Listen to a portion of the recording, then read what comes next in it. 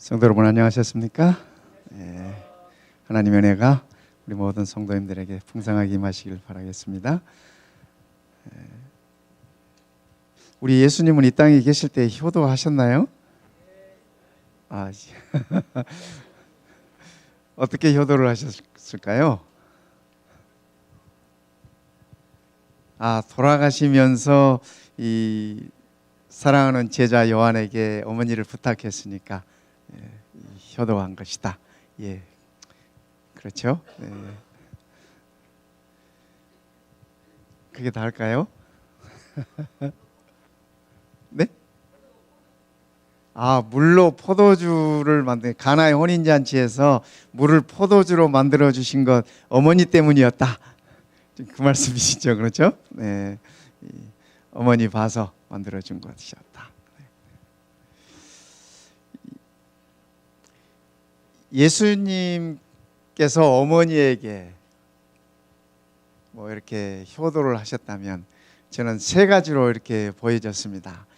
예수님의 어린 시절, 그다음에 예수님의 이 청년 시절, 그다음에 예수님의 장년 시절, 이렇게 보았습니다.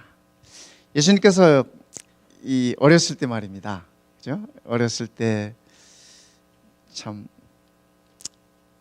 어떤 효도들을 하셨을까 생각해 보다가 우리 예수님은 어렸을 때는 순종을 참 잘하셨겠구나 하는 그런 생각을 했습니다. 왜냐하면 이 순종은 믿음에 있어서 굉장히 중요한 것 같아요. 아시다시피 하와와 아담은 불순종함으로 인해서 죄인이 되어서 쫓겨났지 않습니까? 그런데 예수님의 어머니 마리아는 하나님의 말씀에 순종함으로 인해서 메시아의 어머니가 되는 특권을 누렸습니다. 한 번은 엘리사벳이 그랬지 않습니까? 이 천사가 이렇게 마리아에게 나타났을 때, 그리고 잉태되었다고 하는 것을 이렇게 고지했을 때 말씀대로 이루어지다, 마리아가 이렇게 대답했지 않습니까? 그 얘기를 들은 다음에 엘리사벳이 그렇게 얘기했습니다. 주께서 하신 말씀이 반드시 이루어지리니, 주께서 하신 말씀이 반드시 이루어지리라고 믿은 그 여자에게 복이 있도다. 이 엘리사벳이 마리아에게 복이 있다는 얘기를 그렇게 했습니다. 말씀대로 내 안에 이루어지겠다. 이 순종 아니겠습니까? 나이도 많지 않은 그 나사렛의 이 조그마한 마을에 보잘것없는 한 이 여인이 어떻게 하나님의 말씀에 그렇게 순종할 수 있었을까? 어떻게 그 말씀을 감당할 수 있었을까? 아직 결혼도 하지 않은 이 아가씨 마리아에게 천사가 내가 성령으로 잉태하여 아들을 낳을 것인데 이름을 예수라 하라, 이렇게 얘기했을 때 어떻게 말씀대로 내 안에 이루어지다라고 그렇게 말할 수 있었을까? 이 마리아의 믿음은 도대체 무엇이었을까? 참 우리가 많은 생각을 갖게 합니다. 이 마리아가 아들을 낳고 아들을 기르면서 어느덧 이 아들이 12살이 됐습니다. 우리가 잘 아시다시피 명절이 됐어요. 6월절 명절이 돼서 다들 예루살렘으로 이렇게 가는데 엄마 아빠 같이 예루살렘에 이렇게 가지 않습니까? 그런데 아시다시피 오는 길에 아들을 잃어버리지 않습니까? 둘러보니까 없어요. 마리아는 요셉하고 같이 있었다고 생각을 하고 요셉은 엄마하고 같이 있겠거니 하고 생각을 했습니다. 그때 아시다시피 3일을 찾지 않습니까? 하루 반나절에 잃어버린 아들을 3일 만에 찾습니다. 혹시 우리 성도 여러분 이 쇼핑몰 가서 아들이나 딸 잃어버린 적 있습니까? 제 후배 이 목사님 사모님이 그 쇼핑몰에서 아들 잃어버린 얘기를 한번 하시더라고요. 그런데 쇼핑몰에서 아들 못 찾으면 죽으려고 생각했대. 그분의 표현이 그래요. 그분의 표현이. 몇 시간을 찾고 방송을 아무리 해도 이 아들이 나타나지를 않고 아들을 못 찾는데 정말 딱 죽을 것 같으래요. 죽을 것 같아요. 그래서 오늘 우리 아들 못 찾으면 난 여기서 죽는다. 그렇게 생각을 하셨대요. 예수님의 부모님이 예수님을 잃어버리고, 그죠? 나중에 3일 만에 어디 가서 찾았어요? 예, 아시다시피 성전에 가서 찾았습니다. 그때 이 12살 먹은 소년 예수가 하셨던 그 말씀이 참 이 가관이었습니다. 만약에 12살 먹은 제 아이가 이런 얘기를 했더라면 어땠을까 생각해 보면 곱지만은 않습니다. 그죠? 이 엄마 아빠가 찾다가 이 사람을 찾아보면 처음에는 성질이 나요. 그죠? 찾다가 이렇게 못 찾으면 성질이 나고, 그 다음에 좀 더 시간이 지나면 이제 걱정이 되고, 그죠? 그 다음에 좀 더 시간이 되면 이제 두려움이 밀려옵니다. 왜냐하면 이거 틀림없이 뭐가 잘못됐구나. 뭐가 잘못됐구나. 3일 만에 아들을 처음 봤을 때 어땠을까요? 우리 엄마들은 어땠겠어요?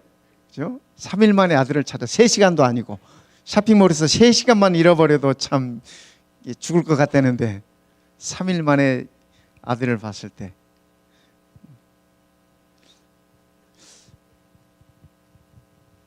마리아가 성질 좀 냈을까요? 안 냈을까요? 마리아는 착하니까 성질도 안 냈을까요? 그때 12살 먹은 아들 예수가 이렇게 얘기합니다. 참 기가 막히죠. 내 아버지 집에 있어야 할 줄을 알지 못하셨나이까. 여러분, 우리가 예수님이 말씀하셨다고 생각하니까 그 말씀이 당연한 것처럼 보이잖아요. 그리고 그 말씀이 참 이 위험 있고 권위 있다라고 생각이 들어지지 않습니까? 그러나 12살, 그죠?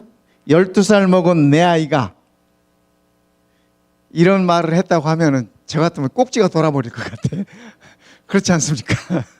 그죠? 아버지 집에 있어야 할 줄을 알지 못하셨나이까.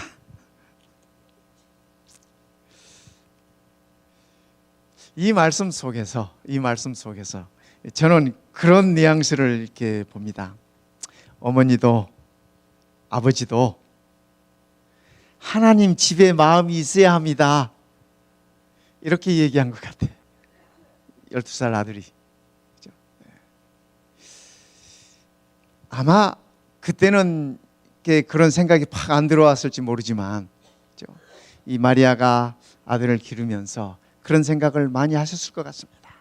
그리고 그 아들을 이렇게 성장시키면서 기르면서 천사가 했던 말씀도 생각이 나고, 또 말씀에 비추어서 메시아의 어떠함도 생각을 하면서 마리아가 그런 많은 것들을 배워가지 않았을까, 그렇게 생각합니다. 그래서 이 어린 아들 예수는 부모님의 마음을 하나님의 집으로 이렇게 돌아오게 해 주었다, 저는 그렇게 생각합니다. 어쩌면 성도 여러분, 오늘 우리도 우리의 마음이 온전히 하나님의 집에 있기를 우리가 기원합니다. 우리의 삶의 현장에서 하나님의 집을 잃어버리지 않고 잊어버리지 않고 늘 우리가 하나님의 집에 우리의 마음을 둘 수 있다면 얼마나 좋겠습니까? 우리의 생각이, 우리의 정신이, 또 우리의 정성이, 우리의 뜻이 하나님의 집에 있어야 할 것이라고 여겨지는 것입니다. 어쩌면 이것이 우리들의 신앙의 고백이 아니겠습니까? 예수님은 그 사건 이후로 성경은 이렇게 적고 있습니다. 나사렛에 이르러 순종하여 받드시더라. 그러니까 12살 먹은 아들 예수가 부모들에게 내가 아버지 집에 있어야 할 줄을 알지 못하셨나이까? 라고 얘기했던 그 말은 이 버릇없이 한 얘기가 아니었음을 우리가 알아요. 누가는 그 부분을 정확하게 적고 있습니다. 그 사건을 마무리하면서 그 유월절 사건을 얘기를 끝내면서 예수께서 나사렛에 이르러 집으로 돌아와서, 그 말입니다. 그렇죠? 예루살렘에서 집으로 돌아와서 부모를 받들고 순종하였더라. 예수님은 순종함으로 부모님께 효도하신 것 같습니다. 성경의 말씀을 비춰보니까요. 그분의 청소년 시절은 어떻게 보내셨어요? 그분의 청소년 시절이 성경에 별로 기록이 없습니다. 그렇죠? 예, 별로 기록이 없어요. 30세가 될 때까지, 그렇죠? 공생애를 시작하시기 전까지 그분은 어떻게 보냈을까요? 네? 아버지 목수일을 도우셨대요. 예, 예, 그랬을 것 같아요. 그렇죠? 예. 수고하고 무거운 짐진 자들아 다 내게로 오라. 나의 멍에는 쉽고 가벼우니. 예수님께서 그 멍에 얘기를 어떻게 알아요? 목공소에서 그 멍에 만들어 보신 것 같아요. 소 위에 이 소 등에 얹는 멍에. 여러분, 멍에가 이렇게 잘 안 맞으면 그것처럼 불편한 거 없습니다. 그것처럼 힘든 거 없어요. 제가 어려서 지게를 접어서 알아요. 여러분, 지게 접으셨어요? 혹시 우리 남자분들? 그죠? 이 지게가 내 등에 딱 안 맞으면 되게 불편합니다. 그리고 짐을 실는데 얼마나 어려운지 몰라요. 어렸을 때 키가 조그마니까 이 지게가 어른들 지게잖아요. 그 치고 나면 짐을 실어도 불편하고 빈 지게를 져도 불편해요. 그리고 이게 길어가지고 덜그럭거리고 참 그것처럼 불편한 거 없습니다. 그런데 소도 마찬가지예요. 소도 멍에를 지지 않습니까? 이 소의 일을 시키고 이 짐을 싣기 위해서 멍에가 맞지 않으면, 그죠? 그 멍에가 쉽지 않으면 그것처럼 불편한 게 없어요. 예수님께서 목공소에서 멍에를 많이 만들어 보신 것 같습니다. 그래서 톱질도 해보고 대패질도 해보고 하면서 멍에가 한 번에 만들어서 딱 맞는 게 잘 없어요. 그렇죠? 이렇게 맞춰가는 겁니다. 우리 어른들 이렇게 이빨 하실 때도 한 번에 딱 만들어서 입에 딱 맞나요? 아니잖아요. 그렇죠? 여러 번 갈고 닦고 뭐 이렇게 해가지고 만들어서 맞추는 거예요. 그래야 편해져요. 그렇게 해도 쓰다 보면 안 편해질 때도 있는데, 그죠? 멍에도 마찬가지였습니다. 예수님께서 그분의 청소년 시절 많은 시간들을 목공소에서 지내셨습니다. 목공소에서. 그래서 요셉이 하라는 대로, 요셉이 일러지는 대로 나무도 깎고 나무도 자르고 하면서 그렇게. 어쩌면 예수님께서 그 나무를 다루시면서 제자들도 그렇게 갈고 닦아주신 것이 아니었을까, 그런 생각을 가져봅니다.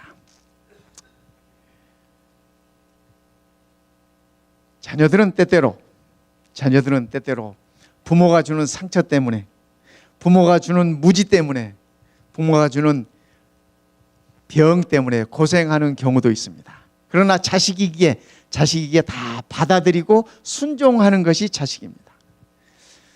우리 부모가 왜 이렇게 나에게 이렇게 했나라고 불평하고 원망할 수도 있지만은, 그러나 효도하는 자식은 그런 것들을 그렇게 하지 않습니다. 우리 예수님께서는 공경하는 효자였던 것 같아요. 공경하는. 나이 30이 되면서 집을 떠나지 않습니까? 우리 자녀들을 이렇게 보면은 떠날 때가 되면 떠나줘야 이것도 효도인 것 같아요. 제가 이렇게 지켜보니까 그렇습니다. 우리 어른들을 봐도 그렇고 보니까 아이가 집을 떠나줘야 할 때가 됐는데 안 떠나주고 있으면 그것도 또 이렇게 근심거리가 되더라고요. 그것도 기도의 제목이 되더라고요. 떠날 때 떠나줘야 돼. 예수님께서 한 번은 이렇게 말씀하셨습니다. 하나님의 말씀을 듣고 행하는 자가 내 형제요 자매라, 내 어머니다, 이렇게 얘기하셨어요. 하나님의 말씀을 듣고 행하는 자가 형제요 자매요 어머니다라고 이렇게. 그 말씀의 의미가 무엇이었을까? 어쩌면은 우리도 어머니의 아들로 살아가야 할 단계를 지난 때는 아닌가, 그런 생각을 해봅니다. 성장하면 떠나줘야 돼요. 부모의 마음에서 떠나주는 자식이 효자예요. 떠나지 못하고 아직도 부모의 마음에 이렇게 멍을 들게 한달지, 아니면 부모의 마음을 놓지 못하게 한달지, 아니면 부모의 마음에 한이 맺혀서 잊지 못하게 한달지 이거 다 불효죠. 우리 예수님께서 떠나주셨습니다. 떠나주셨어요. 하시는 말씀이 하나님의 말씀을 듣고 행하는 자가 내 형제요 자매요 어머니다. 이 어머니 마리아에게 이게 불효의 말씀을 하신 것이 아닙니다. 그렇죠? 예수님은 이제는 메시아로서 그분의 가야 할 길을 지금 언급하고 계시는 것이고, 복음을 통하여 하나님의 말씀을 통하여 다 한 가족이 된다고 하는 사실을 언급하고 계시는 것이었습니다. 뿐만 아니라 우리 예수님은 효도를 이렇게 부모를 인도하는 자로서 효도하신 것 같아요.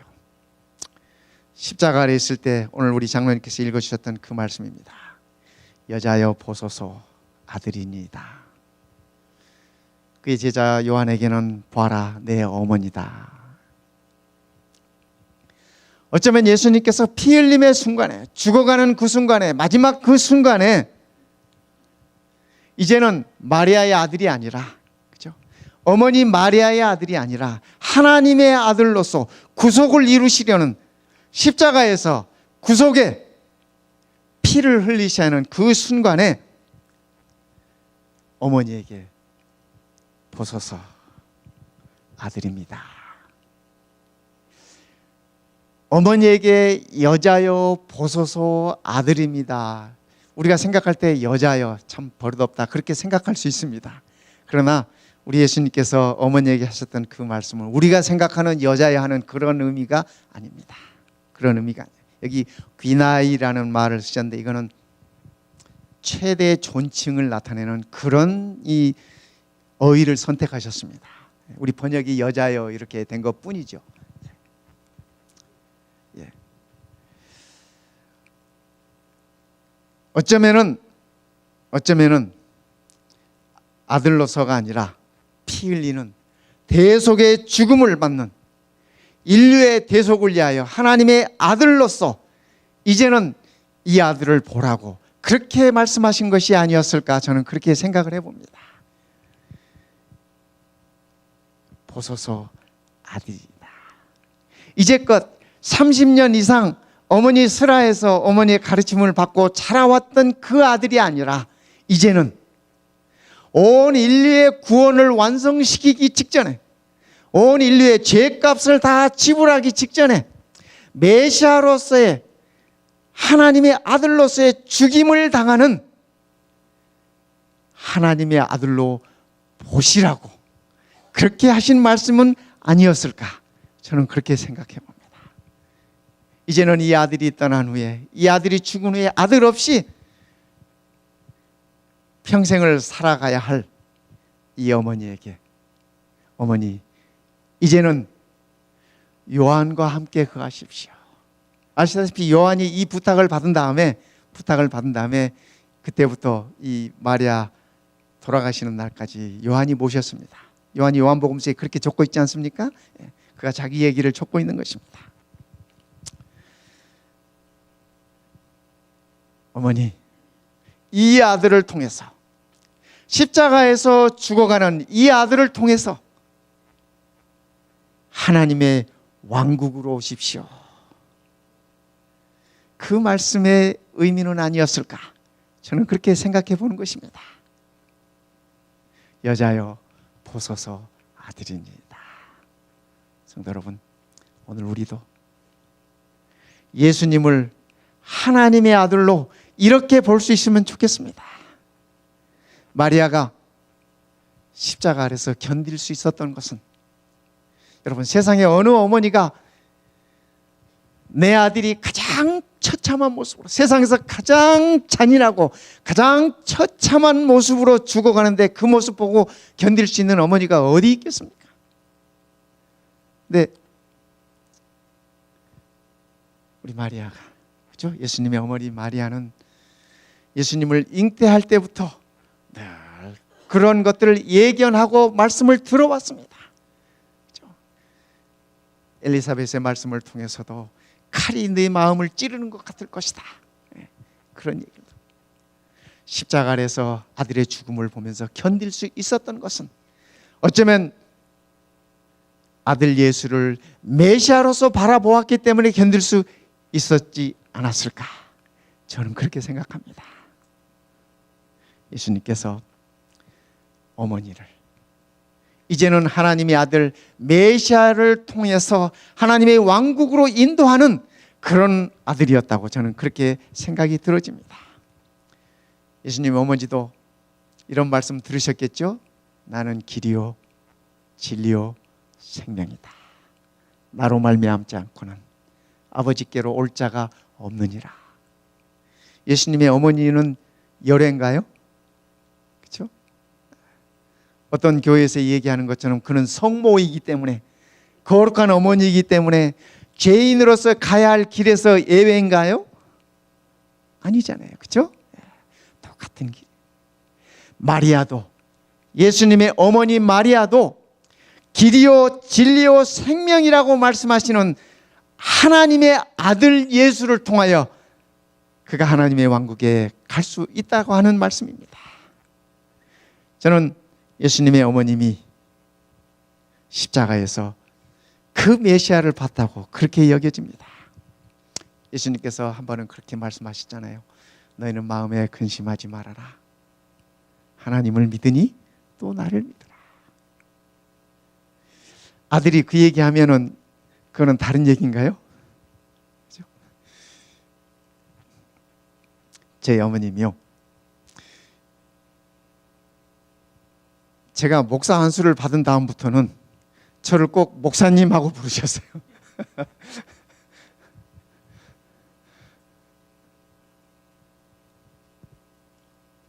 어머님이 저를 부르실 때 꼭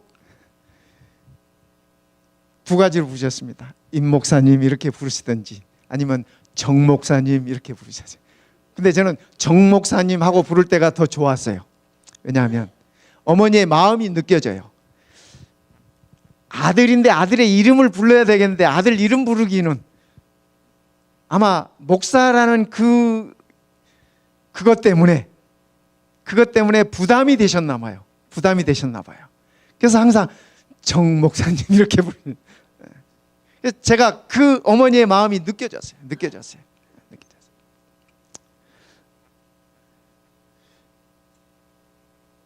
마리아도, 그렇죠? 마리아도 그가 돌이켜 생각해 보았을 때 메시아를, 모든 유대인 여인들의 이 로망입니다. 메시아의 어미가 되고자 하는 것이, 그렇죠? 왜냐하면 예언 가운데, 역사 가운데 늘 그러한 가르침을 받아왔기 때문에. 근데 마리아가 자기를 들여다보면서 자기 생각을 해보면서 내가 무엇이기래, 그의 표현을 빌리면 이 천한 계집이, 마리아가 그런 표현을 썼잖아요. 본인도 알아. 내가 천한 여인이었다고 하는 사실을. 그런데 하나님께서 나를, 하나님의 아들을 잉태할 수 있는 그런 특권을 부여하셨고, 그 특권 때문에 그가 감내해야 할 여러 가지 고통이 있었지만은, 그러나 그 아들이 십자가에서 구속을 완성시키시고 하나님 나라로 인도할 메시아라고 하는 사실을 그는 굳게 믿었던 것입니다. 그래서 그가 견딜 수 있었던 것 같습니다. 성도 여러분, 오늘 우리도 아들 예수를 그렇게 바라보십시다. 너희는 마음에 근심하지 말아라. 하나님을 믿으니 또 나를 믿어라. 마리아가 이 말씀을 기억할 때 얼마나 위로가 되었겠습니까? 그렇죠? 아들 잃고 얼마나 위로가 되었겠습니까? 아들 살아나더니 며칠 후에 사라져 버렸어요. 그렇죠? 40일 후에 승천하고 사라졌어요. 요한 곁에, 요한에게 얹혀 살면서, 그렇죠? 요한에게 얹혀 살면서 어머니 마리아의 마음이 늘 예수님에 대한 말 아니겠습니까? 이제는 내 아들이 아니야. 내 아들이 아니고 하나님의 아들 메시아예요. 마음에 근심하지 말아라. 내가 너희를 위하여 있을 곳을 예비하러 가노니, 가서 있을 곳을 예비하면 다시 와서 너희를 나 있는 곳에 영접하여 함께 있겠다고 하시는 그 약속의 말씀을 마리아도 똑같이 생각하면서 기다렸을 것 같아요. 예수님은 그의 어머니를 하늘로 인도하신 분이셨습니다. 아들 예수로 보지 말고 메시아 예수로 그를 바라보라고 어머니를 십자가에서 인도하신 아들이었다고 저는 그렇게 생각이 들어집니다. 여자여 보소서 아들이니이다. 제 고등학교 친구 중에 한 분이요, 이 노래를 잘하는 이 친구가 있었는데, 그가 대학 입학해가지고 2학년 때 후두암에 걸렸어요. 이 목에 이 암이 생겨가지고 노래를 못하게 됐어요. 노래를 참 잘하는 이 목소리인데, 그런데 그가 이 재림 교인이 됐다는 것 때문에 집에서 쫓겨났습니다. 부모님이 그렇게 반대를 하셨어요. 그래서 내쫓아버렸어요. 그래가지고 쫓겨나가지고 삼육학교에 왔어요. 쫓겨나가지고. 그러니까 삼육학교에 와서 노동도 하면서, 요즘 말로 하면 알바죠? 네, 알바도 하면서 그렇게. 그러니까 대학 2학년 때 이렇게 이제 후두암이 돼가지고 이제 얼마 이렇게 살지 못하게 됐습니다. 부모님이 아들을 쫓아내도 부모님은 부모님이잖아요. 그렇죠? 네. 그 소식을 듣고 이 부모님이 하시는 말씀이, 나갔으면 잘 살아야지. 나갔으면 잘 살아야지. 몹쓸 병에 걸려가지고. 근데 이 아들이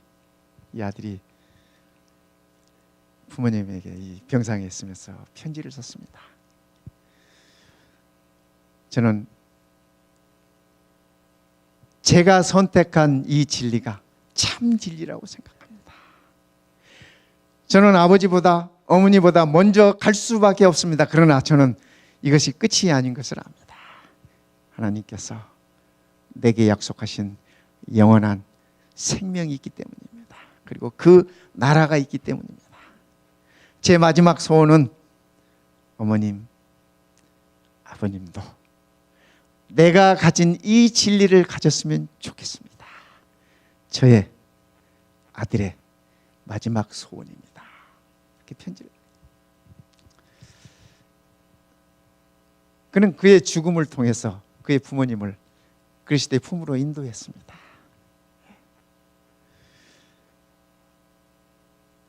그의 죽음은 대학 2학년이라고 하는 짧은 삶으로 이렇게 마무리되었지만은, 그러나 그의 부모님을 영원한 생명으로 인도하는 복된 삶이었다고 그렇게 생각합니다. 우리 예수님은 어린 시절에 순종함으로 효도하셨고, 장년이 되어서는 공경함으로 효도하셨고, 끝내는 어머니를 하나님께로 인도함으로 참된 효도를 했습니다. 성도 여러분, 우리도 그런 효도 한번 해보십시다.